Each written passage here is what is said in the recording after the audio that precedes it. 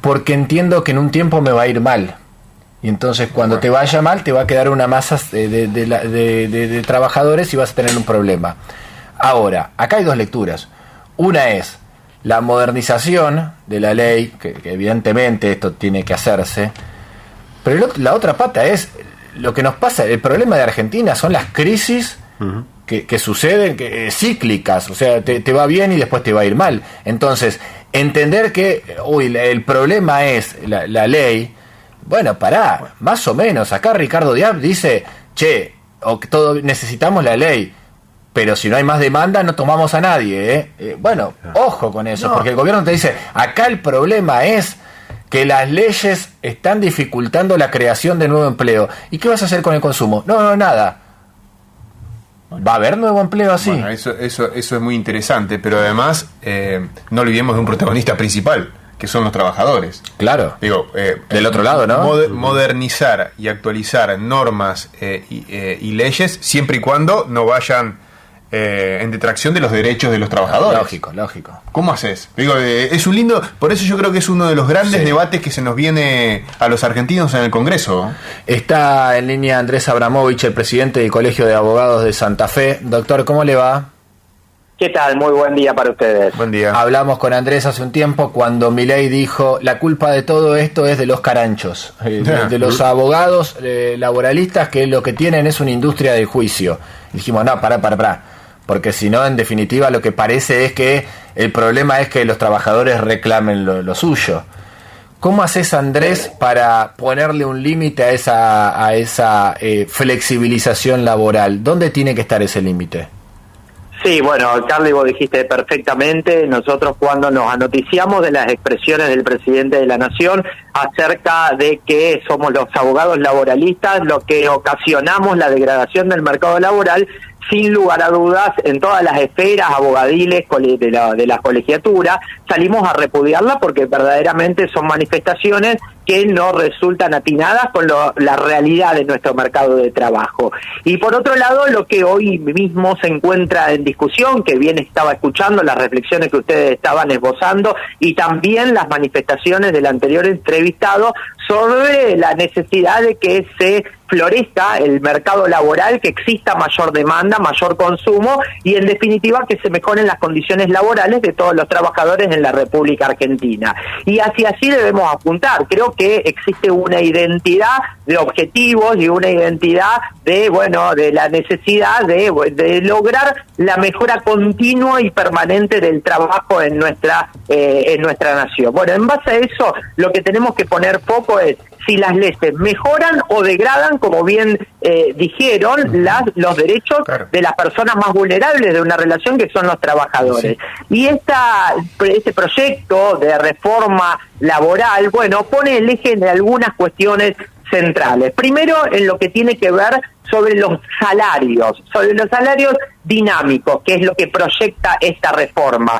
Para que la audiencia sepa, hoy en día los salarios se imponen a través de las negociaciones colectivas, es decir, representantes de los trabajadores con representantes de los empleadores se ponen de acuerdo acerca de cuánto tiene que cobrar un trabajador en una determinada actividad. Por ejemplo, un trabajador de comercio tiene una remuneración de 1.500.000, un vendedor, por ejemplo. ¿Qué establecería este proyecto en el supuesto de que efectivamente se convierta en ley? Que ese piso que hoy en día establece la ley, es decir, ese 1.500.000, como puse a título de ejemplo, en lugar de servir como piso, o sea que las partes pueden superar ese piso, o sea, ese 1.500.000 lo pueden aumentar, sirva como techo ante determinadas circunstancias, es decir, que el empleador y el trabajador puedan disminuir ese salario que se encuentra contemplada por la ley, es decir, por la escala salarial.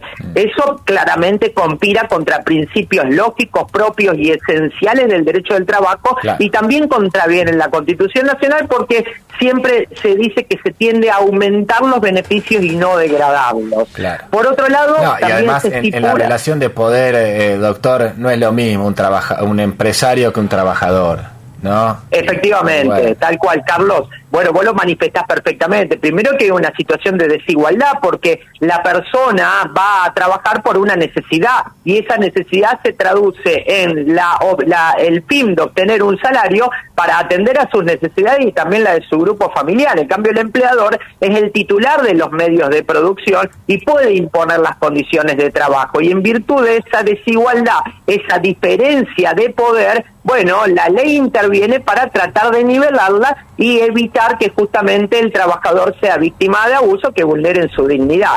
Entonces, otro de los aspectos que señala esta propuesta de modificación a la ley laboral es lo que se denominan los bancos de horas. ¿Qué es los bancos de horas? Nosotros en la Argentina tenemos una ley de jornada, 11.544, que establece límites para el trabajo. Es decir, este límite está dado en 8 horas diarias o 48 horas semanales. ¿Qué posibilitaría este banco de horas? Que un trabajador pueda realizar por día hasta 12 horas de trabajo y esas horas en exceso, es decir, acá estamos hablando de una jornada normal de 8 que se puede extender a 12, estamos hablando de 4 horas en exceso. Esas 4 horas hoy en día, en la actualidad, deberían abonarse como hora extra. Uh-huh. ¿Qué contempla el proyecto? Que en lugar de abonarse como horas extras, se puedan compensar con descanso para días subsiguientes. Es decir, que un miércoles una persona trabaja 12 horas y en lugar de que sean abonadas esas horas como extra, al día siguiente, en vez de trabajar 8, trabajaría por 4. O sea, se compensaría con descanso.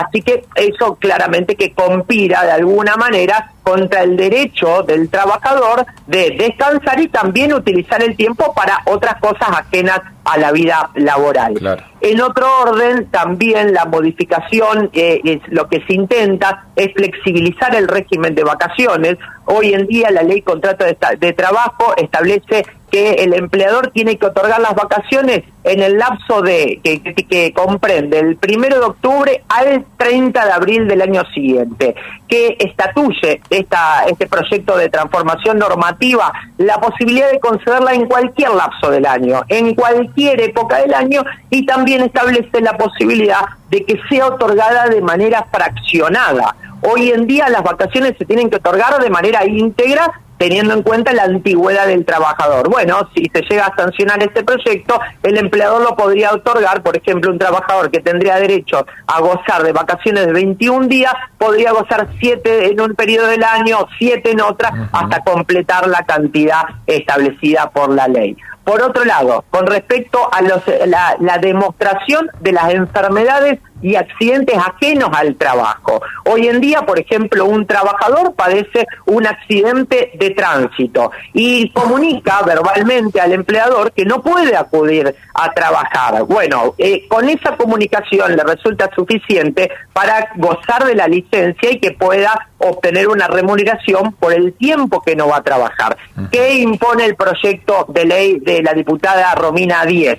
Que no basta solamente la denuncia verbal, sino que va a ser necesario la presentación de un certificado médico que acredite esa minusvalía del trabajador. Uh-huh. Por otro lado, también en otro orden, con respecto a los créditos laborales, hoy en día hay una gran discusión en todos los tribunales del país acerca de la necesidad de actualización de los créditos ante la depreciación constante de la moneda producto de la inflación.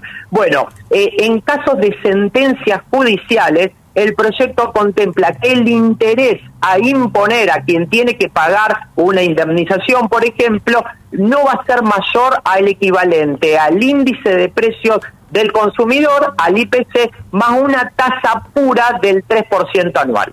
Uh-huh. Por otro lado, también otro de los aspectos que tiende a reformar la normativa laboral se basa en los pagos en los juicios. Hoy en día, un empleador, un empresario que resulte condenado en un juicio porque, por ejemplo, no pagó una indemnización o una aseguradora de riesgo del trabajo que no otorgó las prestaciones para que un trabajador se rehabilite o se cure o que no pague el resarcimiento, tiene la obligación de pagar de manera íntegra. O sea, te lo condenan a abonar 100 millones de pesos o 20 millones de pesos o 1 millón de pesos, lo tiene que pagar en una sola vez. Bueno, en los casos de las micro, pequeñas y medianas empresas, el proyecto contempla la posibilidad de abonarlas hasta en 12 cuotas con interés. Mira. Y por otro lado, uno de los últimos aspectos que tiende a reformar son los atinentes a los recibos de remuneraciones, que esto entiendo que resulta muy atinado y ayornado en los tiempos actuales, que establece la posibilidad de que en lugar que los recibos sean confeccionados en forma papel, lo puedan hacer por vía electrónica. Lógica. Y esto sí claramente se compadece con la necesidad de reformar y ayornar todas las instituciones a los nuevos tiempos. Así que en líneas generales, esos serían los aspectos principales de reforma de nuestra normativa laboral en la República Argentina. Doctor Abramovich, gracias, ha sido muy amable.